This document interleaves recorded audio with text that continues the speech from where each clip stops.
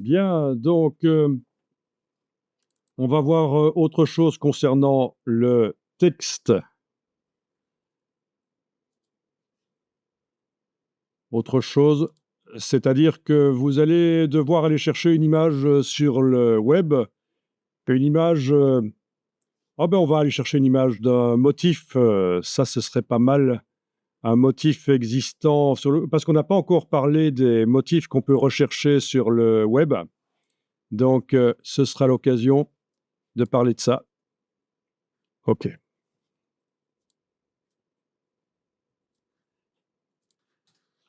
Donc, allons voir les motifs sur le web. Donc, dans un moteur de recherche, vous allez taper Download Seamless Pattern. Donc, il ne s'agit pas d'un style Photoshop avec des effets spéciaux, là. C'est pas ça qu'on cherche. C'est pas comme si j'avais tapé Download Photoshop Style. Je vais montrer ici. Là, c'est vraiment des styles tels qu'on vient de les mettre au point. Voilà. C'est ça, hein, c'est des choses comme ça qu'on vient de mettre au point.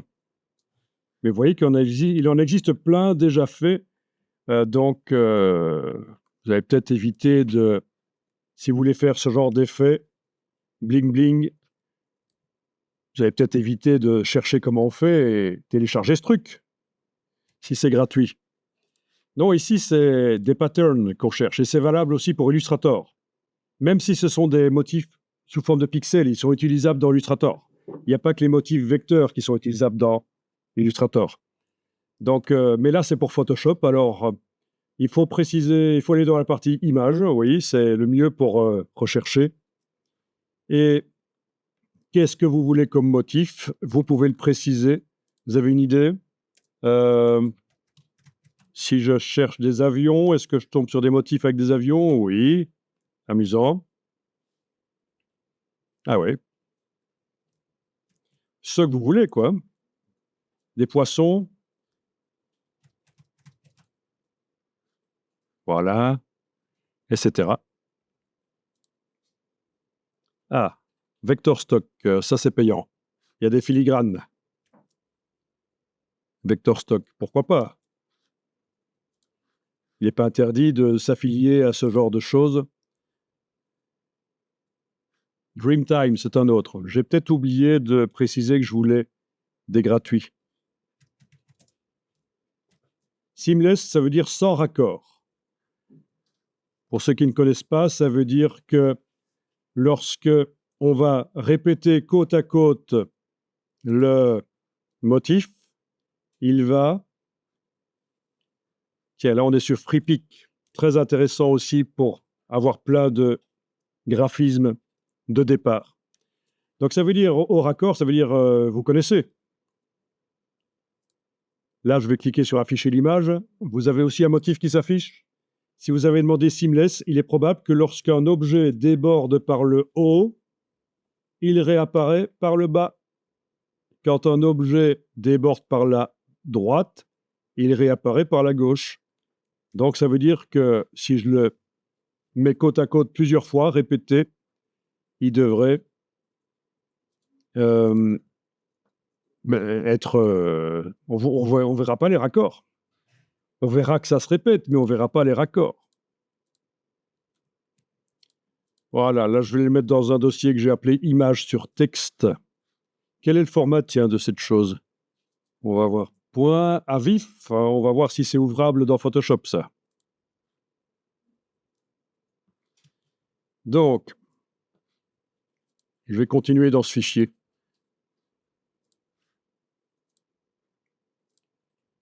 Est-ce qu'on arrive à ouvrir le point à vif? On va voir.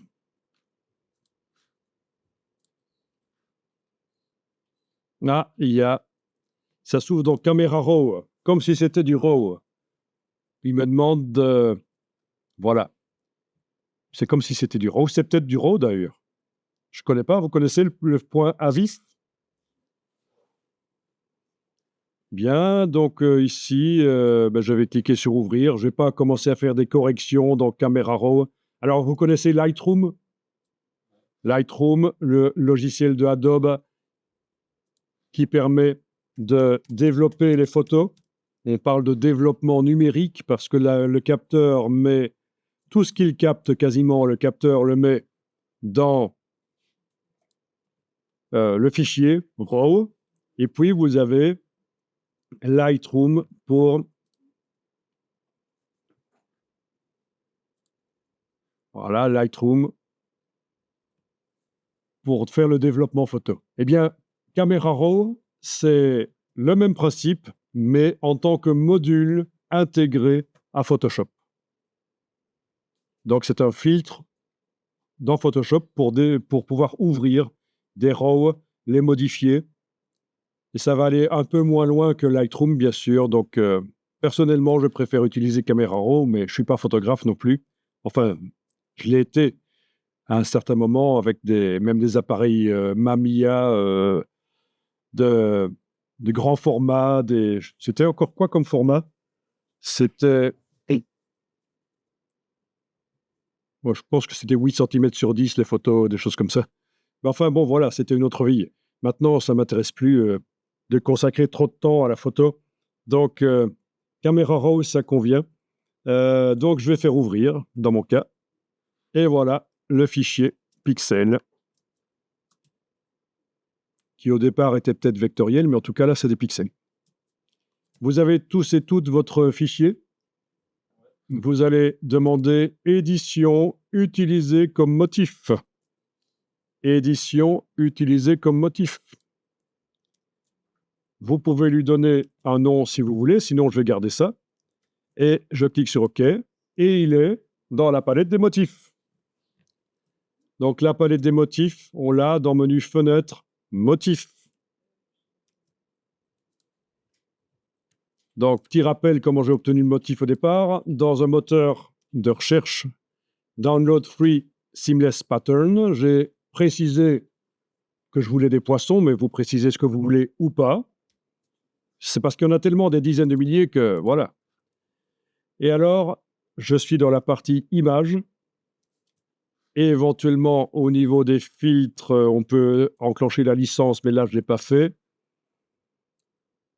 On clique sur l'image qui nous intéresse. Si finalement, elle ne nous intéresse pas, on ferme là. Bah, c'est le fonctionnement habituel de Bing, quoi.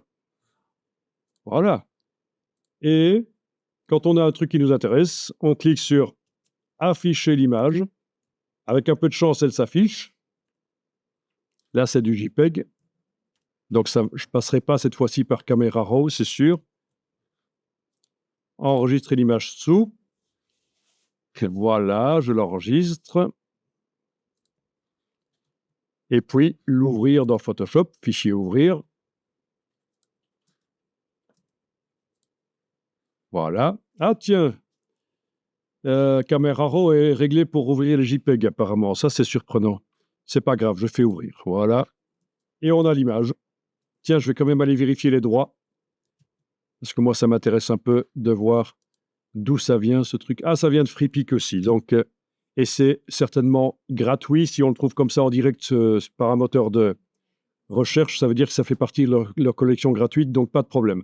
Et donc là, une fois que c'est ouvert, on demande « Édition utilisée comme motif » ou dans la palette des motifs que je viens d'ouvrir par menu fenêtre motif, on clique sur le petit signe plus. OK. Et voilà.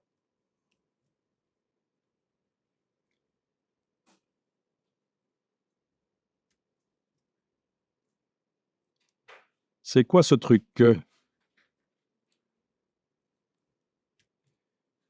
Il y a un numéro 16 en haut à gauche. Pourquoi? Ah, jamais vu ça. C'est seulement... Oui, c'est bizarre. Hein. Et pourtant, le numéro 16 n'est pas là sur le motif. Bon, c'est pas grave. Je sais pas pourquoi. Ah, j'ai pas vérifié qu'il est vraiment au raccord. Visuellement. Parce que quand on demande seamless, on n'a pas nécessairement ce qu'on veut. Mais là, le poisson qui déborde par le haut réapparaît par le bas. Celui-là qui passe par la droite, il est vert, réapparaît par la gauche. Donc, ça a l'air d'être un motif au raccord. Parfois, vous avez un truc bizarre qui apparaît en dessous. Je vais simuler le problème ici. Parfois, vous aurez, quand vous téléchargez, quelque chose comme ça. Je simule ici le problème.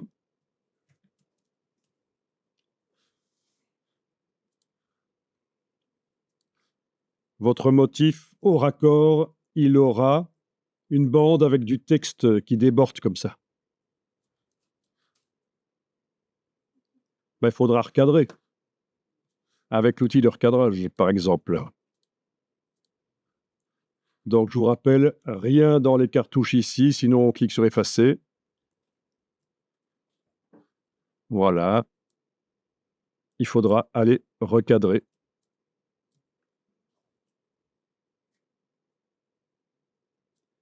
Évidemment, sinon la bande sera intégrée dans votre motif.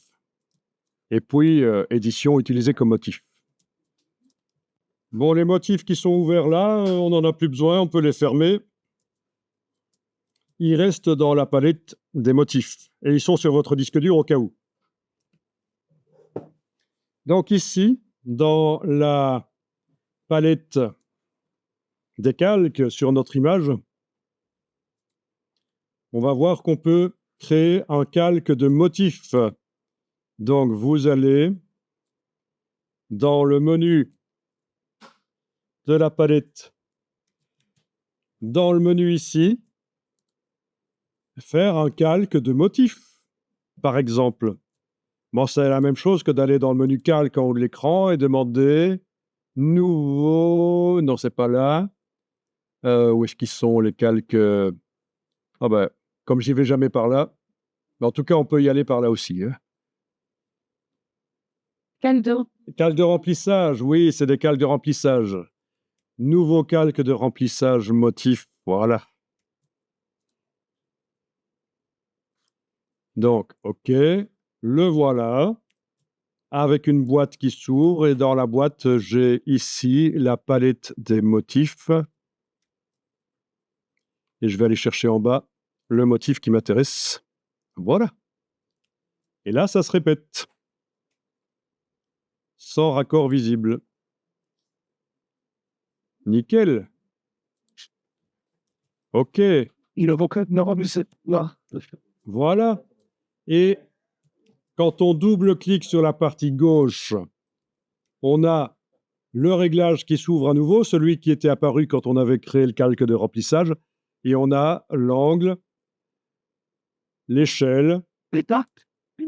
Voilà, mais trop petit, ça va pas. Voilà, l'échelle. Voilà. Tiens, il sert à quoi le signe plus encore ici? À quoi sert-il? Ah, ça sert à le dupliquer, en fait. Dans la palette motif. OK. OK, donc voilà. Ça peut être sympa. Le seul problème du calque de remplissage de type motif, c'est que si je fais une transformation manuelle, je ne pense pas que je vais pouvoir, non, ça marche même pas là, le mettre en perspective. Si vous voulez le mettre en perspective sur le sol comme une carpette, ça va pas le faire. Là, si vous voulez mettre un motif en perspective sur un mur ou quoi, il va falloir, ne le faites pas, je vous montre juste, parce que votre calque de remplissage ici, vous allez pouvoir l'utiliser quand même. Mais je vous montre qu'il aurait fallu que je fasse un nouveau calque vide et édition remplir. Édition remplir. Le calque vide, je vais le remplir avec motif. Quel motif? Là. Ah tiens. OK. Voilà, par exemple ça. OK. OK. Et voilà. Et ça, ce sont des pixels. Donc, pas possible de double-cliquer comme j'ai fait pour l'autre calque motif en dessous pour gérer l'échelle, etc. L'échelle, la rotation, tout ça. Il faut que je le fasse par transformation manuelle. Commande T sur le Mac, CTRL T sur le PC. Je peux tourner, je peux redimensionner.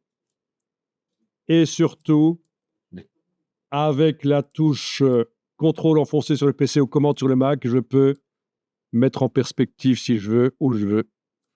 Ça, c'est pas possible avec l'autre calque, sauf erreur de ma part. Et donc, si vous voulez un motif qui est sur le sol pour simuler l'implantation d'un tapis que vous avez designé, ou je ne sais quoi, ceci sera la seule solution, à mon avis. Quand on valide V, la qualité s'améliore. Bon, donc, je vais jeter le calque ici, c'était juste pour quand même vous préciser qu'il y a deux méthodes pour les motifs. Vous avez votre calque motif? Parfait. Enlevez l'œil en face. Allez, on va faire du texte. Vite fait. Donc, outil texte, on va cliquer. Et je vais taper juste ici 4 lettres.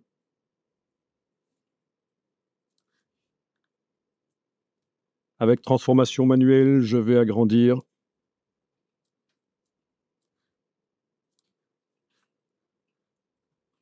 Avec la palette caractères,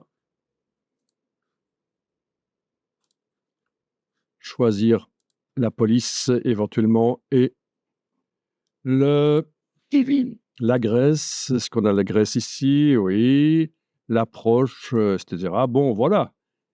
Il vaut mieux un petit mot pour l'exercice ici, un petit mot avec des caractères comme ça. Et l'idée, c'est d'essayer de mettre le motif visible sur ce mot.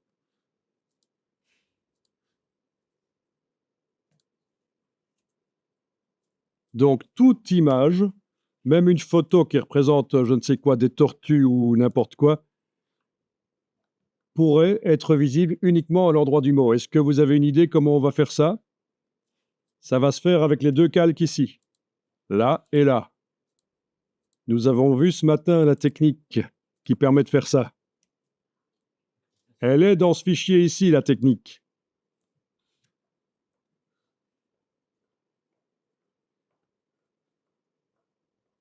On voit pas? Regardez. Un écrêtage, exactement. Je mets le texte en dessous du motif. Le motif est visible. Il faut absolument qu'il soit à l'endroit du texte, mais là c'est le cas puisqu'il remplit tout. Et avec la touche Alt entre les deux, je clique et là, le motif n'est visible que sur le texte. Et on peut encore le bouger avec l'outil de déplacement, le motif, ou bouger le texte. Voilà.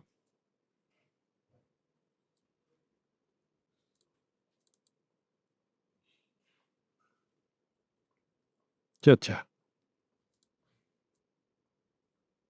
Il est en mode lié au calque, ok, oui, je vois.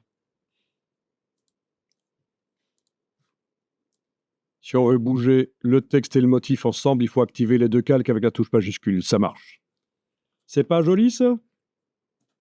Et évidemment, il faut que le motif continue à être compréhensible une fois qu'il est vu à travers des caractères. Sinon, ça ne va pas. Après, on brode sur le calque texte. Je vais mettre un contour, par exemple. Voilà. Un effet de contour. Enfin, tout est possible.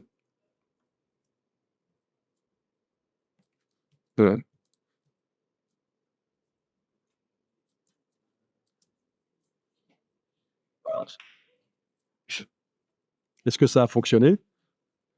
Oui. Quand vous riez, je ne sais pas si c'est vous jubilez tellement ce que vous avez fait est beau, ou vous riez parce que vous êtes énervé, parce qu'encore une fois, ça ne marche pas. Bon. Ok, tout ça. Non, ces deux choses-là, je peux les mettre dans un groupe parce que ça simplifie l'aspect de la palette des calques. Donc, ce groupe-là, ça va être le mot East. Voilà, c'est ce que je vais dire. It. East, pas It. Lista. Bon. Ah, on a le mot Mountains chez moi, avec plein d'effets spéciaux, qui est là au-dessus. Bon, c'est devenu un peu l'auberge espagnole, ça ressemble à n'importe quoi, pourquoi pas, ça fait un peu... ça fait quoi? Ça fait un peu fin des années 70 au niveau du look, fait à l'aérographe, c'est un peu vintage. Hein. Je veux juste montrer que maintenant, dans biseautage et estampage de ce texte cristal, j'ai la possibilité d'aller texturer avec un des motifs que je viens d'amener, bien sûr. Comme le même que celui que j'ai utilisé sur le mot East, voilà. Ce sont les poissons. On coche ou on décoche la case inversée. Et voilà, et on modifie l'échelle, ce sont les poissons, etc. La hauteur du relief. Ouais. Amusant. Et si c'est trop pixelisé, le rendu n'est pas bon, ben il suffit d'aller dans Image, taille de l'image, et multiplier. Il faut que l'ordinateur le permette. 3600 sur 2000 ici. Si je mets 200, je vais avoir 4 fois plus de pixels et les motifs seront 4 fois plus précis. Où sont-ils? Là. Logique, hein? Voilà. Ça pixelise quand même. Hein? Ça pixelise quand même. Il faudrait voir à l'exportation PDF ce que ça donnerait. Il faudrait faire peut-être une version floue du motif pour, spécialement pour ceci. Mais voilà, c'est intéressant de voir qu'on peut mettre les motifs qu'on veut, y compris ceux qu'on a été chercher sur le web et qu'on a le droit d'utiliser.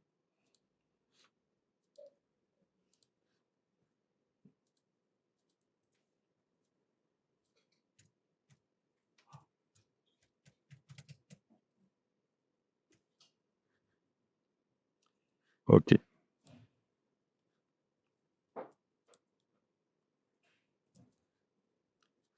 Ça ouvre plein de possibilités. Parce que ce que vous avez fait là, le mot East, si vous l'enregistrez, vous pouvez l'ouvrir dans InDesign et l'utiliser dans les mises en page. Ben oui. Il faut faire voyager les éléments. On prépare dans Photoshop et on utilise dans InDesign. Il y a plus de possibilités dans Photoshop. Au niveau des effets graphiques sur le texte que dans InDesign. Alors, juste une petite parenthèse vite fait. Ici, je vous ai mis des rétrospectives de travaux qui ont été faits dans Photoshop par des gens à qui j'ai donné des formations entre 2008 et 2012. Donc, il y a plus de 10 ans. Donc, c'était avec un vieux Photoshop avec les ordinateurs de l'époque. Donc, je vous ai mis le lien, vous l'aurez sur le serveur. Et en fait, voilà à quoi ça vous mène. Le QR code pour y arriver en direct, c'est ça. Donc, pendant 27 minutes, il y a une rétrospective de différents travaux. Voilà, ça commence là. Je vais le mettre en vitesse 2 fois pour que vous voyez. On ne va pas tout regarder, bien sûr. C'est juste pour vous montrer que ça peut être intéressant. Lesquels? Voilà. Oui, il y avait des travaux imposés en noir et blanc parce que ça permet de se focaliser vraiment sur la composition. Donc, beaucoup des travaux, l'idée, c'est ce dont j'ai déjà parlé, c'est le jeu d'échelle, où vous avez un personnage qui n'est pas à la taille du décor et qui interagit avec autre chose, le parapluie dans ce cas-ci qui n'est pas à la taille du décor non plus, et la lune aussi, bien évidemment. Ça va être souvent ça l'idée. Et donc, quand vous êtes à court d'idées pour faire des visuels, ça peut être intéressant. En voilà un qui est bien aussi. Je vais peut-être l'afficher plein écran, ça, si on peut. Voilà.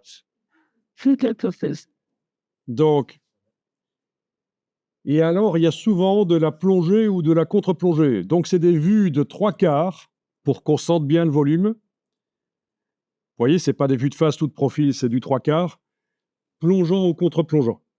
C'est souvent ça. Non. 3/4. Là, c'est pas plongeant ou contre-plongeant, mais c'est du 3/4 avec les jeux d'échelle. Voilà. Il faut bien se rendre compte que c'est ancien dans Photoshop, tout ça. Hein. C'est en infographie, 10 ans, c'est énorme. Avec du dessin intégré. Bon, on ne voit pas entièrement, mais je vous laisserai voir. Voilà. Ah, il y en a qui sont assez revendicatifs. Déjà à l'époque, celui-là est assez bien réussi. Les menottes qui ne sont pas à la taille du personnage, qui lui-même n'est pas à la taille du décor. Donc, vous voyez, tout ça, c'est facile à faire. Au niveau de l'idée, à la limite, on mettrait plein de sujets dans un chapeau et on tirerait au hasard. On pourrait tomber sur des choses. Toujours du 3/4 plongeant ou contre-plongeant. Ça donne... C'est le type d'image publicitaire, en fait. Il y en a qui sont différents. Je vais essayer rapidement de trouver un truc sympa que je voulais vous montrer. Oui, voilà, au niveau des idées, je ne vais pas aller plus loin, je vais m'arrêter à celui-là. Au niveau des idées, vous qui aimez les moutons, ben voilà. Donc, c'était à l'époque de Dolly, le mouton cloné. Et donc, il est sur une photocopieuse. Et vous voyez, c'est stupide. Hein, le mouton était sur ses 4 pattes dans le pré, il a suffi de le retourner et le poser sur la photocopieuse, quoi. Il suffit qu'il soit photographié dans le bon angle. Non, ça enlève une partie de la difficulté. Ça enlève une partie de la difficulté, pas nécessairement, parce qu'après, il faut se focaliser uniquement sur les luminosités, et c'est pas si évident que ça. Alors, pour la petite histoire, au Japon, quand ils apprennent tout ce qui est retouche d'image, ils commencent par du noir et blanc, pas par de la couleur. Ok, donc vous pourrez regarder tout ça, ça peut être inspirant, ça peut être drôle. C'est tellement facile à faire, je veux dire, faut pas se creuser, quoi. Voilà, ce sont des travaux qui peuvent être intéressants, sauf que, voilà, ici, on a un bon exemple que ça foire. C'était l'époque où on voyait plein de tutos sur le web sur les îles flottantes, les cités flottantes. Alors, on a notre série d'îles flottantes et de genre, dans le genre, oui, il y en a plein.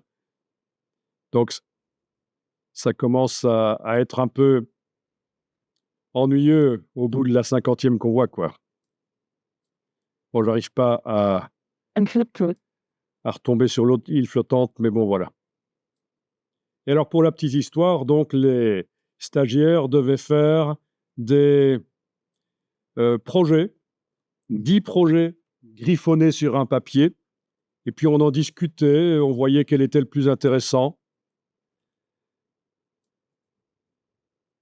Et alors, quasiment, très souvent, en fait, on va dire très souvent, quand je discutais avec le stagiaire pour voir lequel de ces 10 projets était le plus intéressant, mais moi, évidemment, je prenais le plus original, ce qui ne ressemblait pas à ce qu'on voit partout.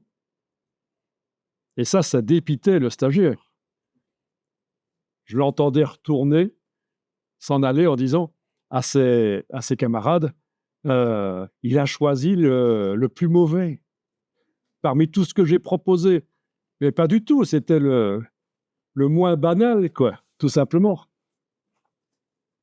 Et donc, c'est marrant parce que pour quelqu'un qui est débutant en graphisme, parce qu'il s'agissait de débutants en graphisme, quelque chose qui est beau, qui est bien, c'est quelque chose qui ressemble à ce qu'il a déjà vu.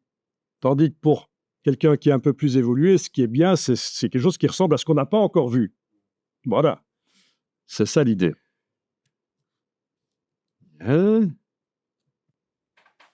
Juste en moins d'une minute, ceci, vous avez un outil qui sert à placer des images dans les trucages photos, dans les photos, un peu à la manière de InDesign ou d'Illustrator. J'ai fait un calque comme ça ici, où il y a le masque et il y a l'image. Donc, quand on travaille sur le masque avec l'outil de déplacement, on peut déplacer. Quand on travaille sur l'image, on déplace l'image à travers le masque. Là, j'annule. Quand on double-clique sur la partie gauche ici, on a des paramètres. Ils sont là dans le panneau propriété, des contours, possibilité d'utiliser une image incorporée ou liée qui vient du disque dur ou de Adobe Stock ou des bibliothèques. Ce n'est pas extrêmement intéressant. Je vous signale que ça existe dans Photoshop. On peut faire des mises en page avec des objets spécialement prévus pour les images. Mais franchement, ça n'a d'intérêt que si on veut recadrer l'image dans son bloc. C'est un peu chipot, mais je l'ai mis ici et vous l'aurez dans le dossier, dans le serveur, vous pourrez ouvrir. C'est donc avec cet outil-là, en fait, qui peut faire des choses circulaires aussi, s'il fallait.